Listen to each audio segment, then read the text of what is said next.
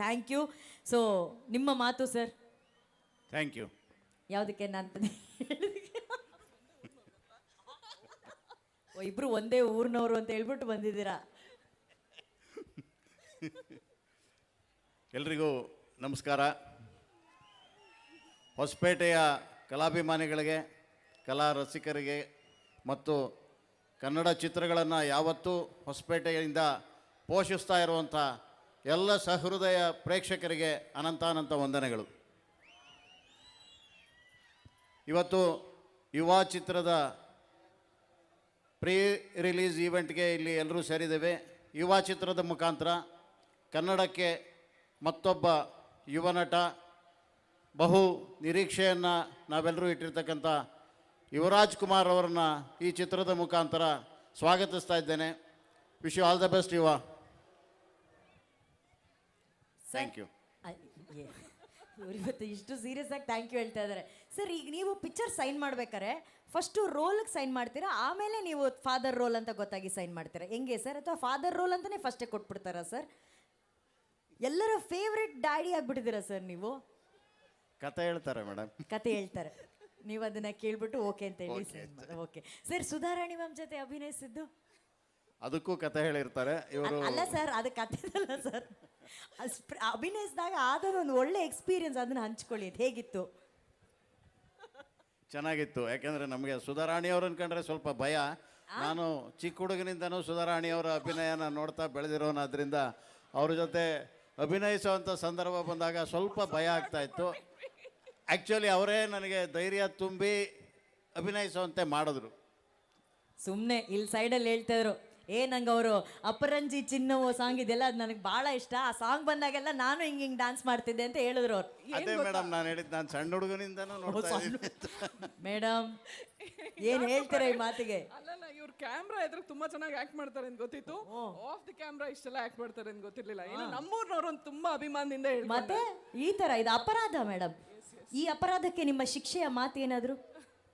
ಆಮೇಲೆ ವಿಚಾರಿಸ್ಕೊತೀನಿ. ಆಮೇಲೆ ಒಂದೇ ಊರಿಗೆಲ್ಲ ಟಿಕೆಟೇ ಕಟ್ ಮಾಡಿಬಿಡ್ತಾರೆ.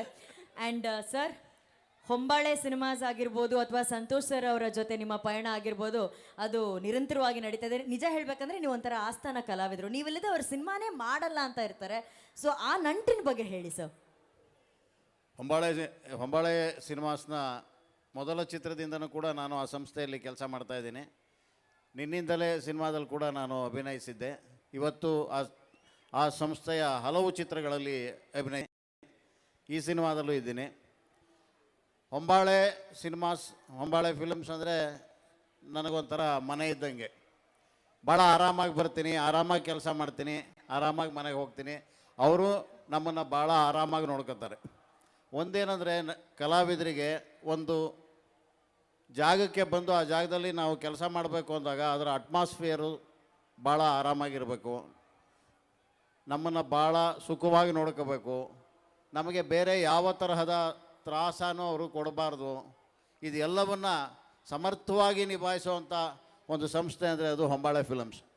ನಮ್ಮನ್ನು ಮನೆ ಮಕ್ಕಳ ಥರ ನೋಡ್ಕೋತಾರೆ, ಮಕ್ಕಳನ್ನ ಪ್ಯಾಂಪರ್ ಮಾಡ್ದಂಗೆ, ಮುದ್ದು ಮಾಡ್ದಂಗೆ ನಮ್ಮನ್ನು ಮುದ್ದಾಗಿ ಇಟ್ಕೊಂಡಿರ್ತಾರೆ. ಹಾಗಾಗಿ ನಿರಂತರವಾಗಿ ಅವ್ರ ಜೊತೆ ಒಂದು ಕೆಲಸ ನಡೀತಾನೆ ಇದೆ.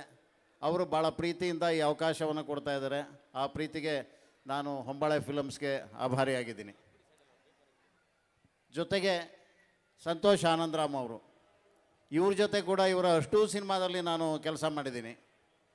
ಇವರಲ್ಲಿ ಮೆಚ್ಚುವಂಥ ಒಂದು ಅಂಶ ಅಂದರೆ, ಇಡೀ ಕಥೆಯ ಸೂಕ್ಷ್ಮ ವಿವರಗಳನ್ನು ನಮ್ಮ ಪಾತ್ರಗಳಲ್ಲಿ ತುಂಬಿ ಅದನ್ನು ತೆರೆ ಮೇಲೆ ತರ್ತಾರೆ. ಒಂದು ಸಣ್ಣ ಸಣ್ಣ ಗೆಸ್ಚರ್ಗಳು ಇವನು ಕೂಡ ಸೆರೆ ಹಿಡಿತಾರೆ. ಅದು ಒಬ್ಬ ಕಲಾವಿದನಿಗೆ ಅದನ್ನು ಅಭಿನಯಿಸೋದಕ್ಕೆ ಒಂದು ಸವಾಲನ್ನು ಒಡ್ಡುತ್ತೆ. ಅಂತಹ ಸವಾಲನ್ನು ಪ್ರತಿ ಚಿತ್ರದಲ್ಲೂ ಅವರು ಒಂದೊಂದು ಪಾತ್ರದ ಮುಖಾಂತರ ಕೊಡ್ತಾ ಇರ್ತಾರೆ. ಅದು ಭಾಳ ಇಷ್ಟವಾದಂಥ ವಿಷಯ. ಹಾಗಾಗಿ ಅವ್ರ ಜೊತೆ ನಾನು ಯಾವತ್ತೂ ಕೆಲಸ ಮಾಡ್ತಾ ಇರ್ತೀನಿ. ಮುಂದೆ ಅವರು ಅವಕಾಶ ಕೊಟ್ಟರೆ ಖಂಡಿತ ನಾನು ಕೆಲಸ ಮಾಡೇ ಮಾಡ್ತೀನಿ. ನನ್ನ ಮಾತೆಲ್ಲ ಅವ್ರು ಹೇಳ್ಬಿಟ್ರು. ಒಂದೇ ಊರಲ್ಲ ಮೇಡಮ್, ಹಾಗೆ ಸೇಮ್ ಒಂದೇ ಟಿಕೆಟಲ್ಲಿ ಇಬ್ಬರು ಟ್ರಾವೆಲ್ ಮಾಡ್ಬಿಡ್ಬೋದು. ಇವ್ರಿಗೆ ಟಿಕೆಟ್ ಫ್ರೀ. ಓಹೋ, ಮಹಿಳೆಯರಿಗೆ ಟಿಕೆಟ್ ಫ್ರೀ. ಈಗ ಬಂದರು ಸರ್, ಈಗ ಇಷ್ಟೊತ್ತು ಸುಧಾರಾಣಿ ಮ್ಯಾಮ್ ಹಾಗೂ ಅಚ್ಯುತ್ ಸರ್ ಅವರು ಅದ್ಭುತವಾಗಿ ಮಾತಾಡಿದ್ದಾರೆ. ಇದೇ ಖುಷಿಯಲ್ಲಿ ಯುವ ಸಂಭ್ರಮದಲ್ಲಿ ಅಪರಂಜಿ ಚಿನ್ನವು ಹಾಡಿಗಾಗಿ ಇವರಿಬ್ಬರು ಈಗ ಡ್ಯಾನ್ಸ್ ಮಾಡ್ತಾರೆ. ಮಾಡ್ಬೇಕಪ್ಪ, ಮಾಡ್ಬೇಕು. ಮೇಡಮ್ ಮೈಕೊಡಿ ಮೈಕೊಡಿ. ಮಾಡಿ ಮೇಡಮ್. ಮಾಡಿ ಮೇಡಮ್ ಮೈಕೊಡಿ ಮೈಕೊಡಿ.